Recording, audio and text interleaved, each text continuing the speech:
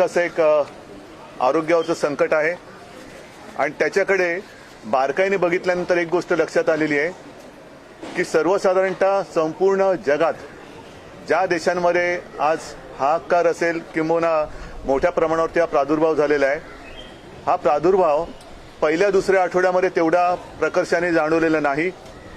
तो साधारणतः तिसऱ्या चौथ्या आठवड्यामध्ये त्याच्यात खूप मोठी वाढ झालेली आहे. आणि म्हणून मला महाराष्ट्रातील सर्व जनतेला आता एक आवाहन करायचं आहे, विनंती करायची आहे की काही गोष्टी त्या बाबतीत सरकार कायदा करून घेऊ शकतं, परंतु आत्ता आपल्या राज्याच्या दृष्टीने पुढचे 15-20 दिवस हे अत्यंत महत्त्वाचे आणि काळजी घेण्याचे दिवस आहेत. जे मी आधी सांगितलं की तिसरा आणि चौथा आठवडा ते दिवस आता आपल्या राज्यासाठी सुरू होत आहेत. ज्या वेळेला आपल्या राज्यात पहिला रुग्ण आढळला त्याला आता साधारणतः 10-1 दिवस झालेले आहेत. म्हणजेच आपण 7 दिवस झाले. नाही, पहिल्या आठवड्याला 7 दिवस म्हणजे आता दुसरा तिसरा आठवडा आता सुरू होईल आणि आता आपल्याला काळजी घेण्याची गरज आहे. सुरुवातीला आपण फक्त पुणे, पिंपरी चिंचवड या 2 शहरांपुरतं मर्यादित होतो. काल आपण राज्यभर आपला निर्णय अंमलात आणलेला आहे आणि आज आम्ही जो निर्णय घेतला आहे तो ग्रामीण भागातील सुद्धा शाळा, महाविद्यालय वगैरे सगळ्या गोष्टी बंद करण्याचा निर्णय घेतलेला आहे. काही काळासाठी त्या बंद करण्याचा निर्णय घेतलेला आहे. शहरातील लोकांना सुद्धा मी विनंती करतो की रेल्वे आणि बस सेवा बंद करण्याचा निर्णय आम्ही अजून घेतलेला नाही. हॉटेल्स बंद करण्याचा निर्णय अजून घेतलेला नाही. मॉल्स बंद करण्याचा निर्णय जरूर घेतलेला आहे. एकूणच आम्ही ज्या काही गोष्टी करतो आहोत त्या जनतेच्या हितासाठी करतो आहोत आणि मला खात्री आहे की जनता स्वतःहून पुढे येऊन स्वयंशिस्त पाळेल. कारण प्रत्येक गोष्टीला कायदा करणं हे काही योग्य नाही आहे.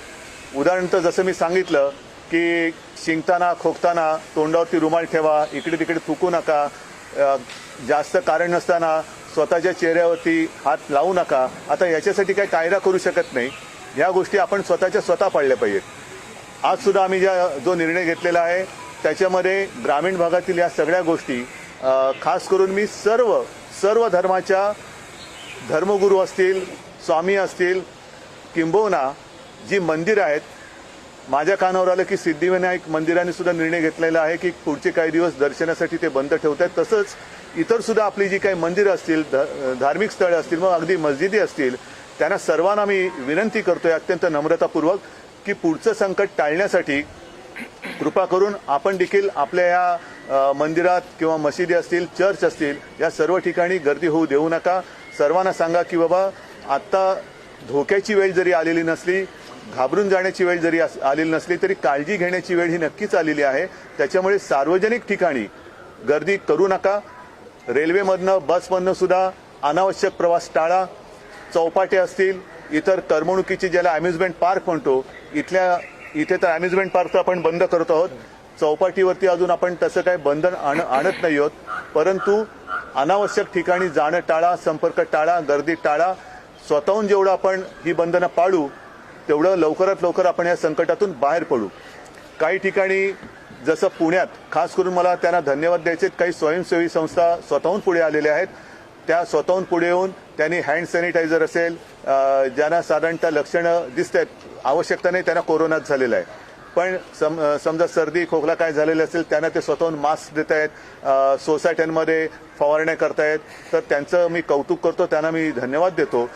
इतर शहरांमध्ये आणि इतर ठिकाणी सुद्धा जर काही अशी स्वयंसेवी संस्था पुढे येऊ इच्छित असतील त्यांनी जरूर यावं.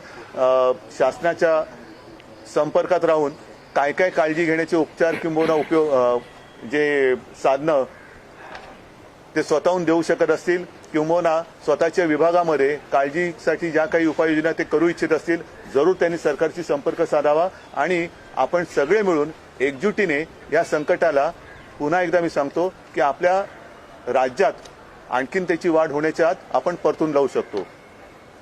मला असं वाटतं बाकी माहिती आपल्याला आरोग्यमंत्री वेळोवेळी देतच असतात. इतर सर्व गोष्टींसाठी कोणी काळजी करण्याची आवश्यकता नाही. सर्व ठिकाणी सगळ्या आवश्यक त्या उपाययोजना केलेल्या आहेत. मग क्वारंटाईन असेल, आयसोलेशन असेल, जिथे जिथे जे काही करता येणं शक्य आणि आवश्यक आहे ते करण्याच्या सूचना मी दिलेल्या आहेत. आज दुपारी सुद्धा मी आहे, आरोग्यमंत्री आहेत, स्वतः मुख्य सचिव आहेत, या सर्वांनी मिळून पूर्ण राज्यातल्या कलेक्टर्स आणि विभागीय आयुक्तांची बैठक घेतलेली आहे, राज्याचा आढावा घेतलेला आहे.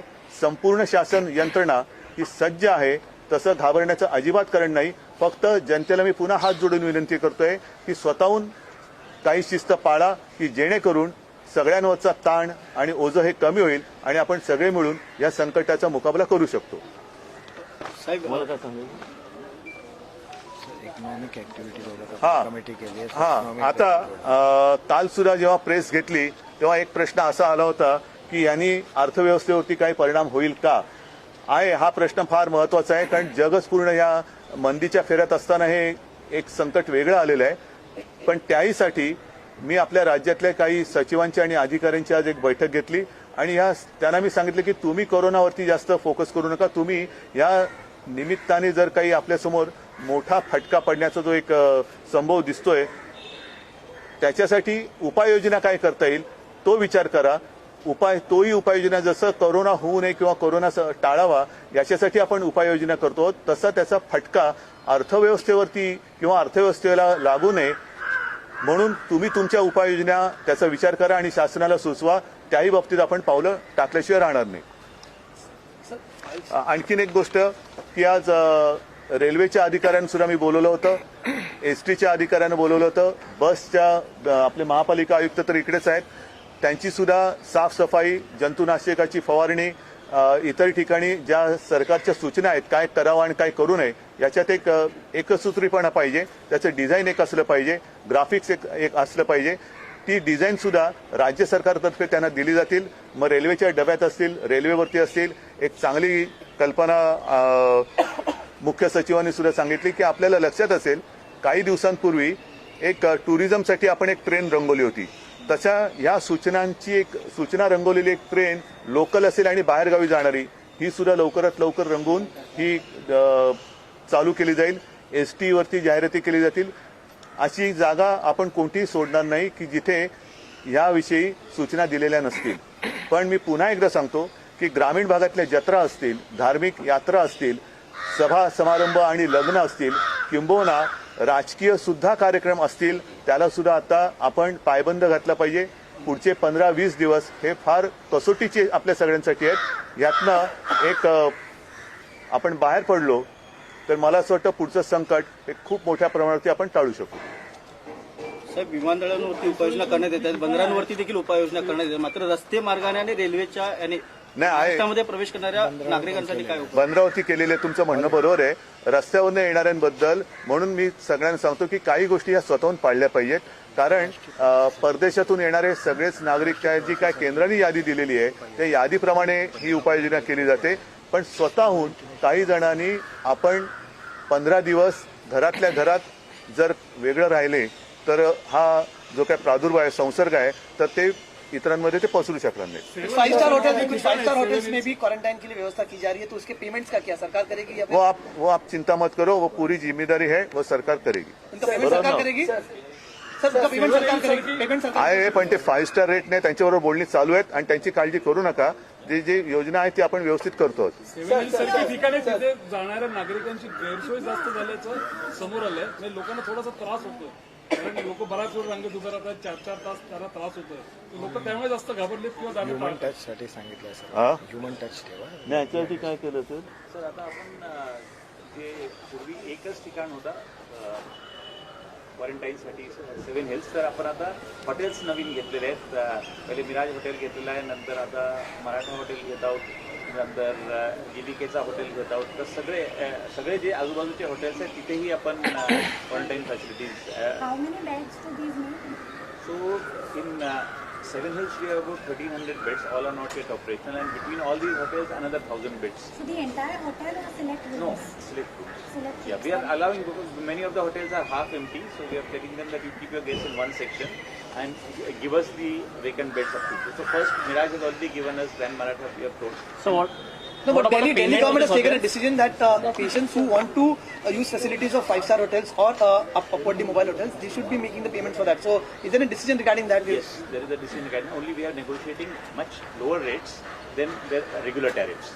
So that has not yet been done. So if they want to go totally free, then they can come to our Seven Hills Hospital. Those who can't afford to pay anything, those who can afford to pay a little bit, they can go to these hotels. Okay, they'll have to pay. That's हा तुमच्या लक्षात आलं ना, Reduced rate. reduced rate. Okay. तुमच्या लक्षात आलं, प्रश्नाचं उत्तर तुम्हाला मिळालेलं आहे की जे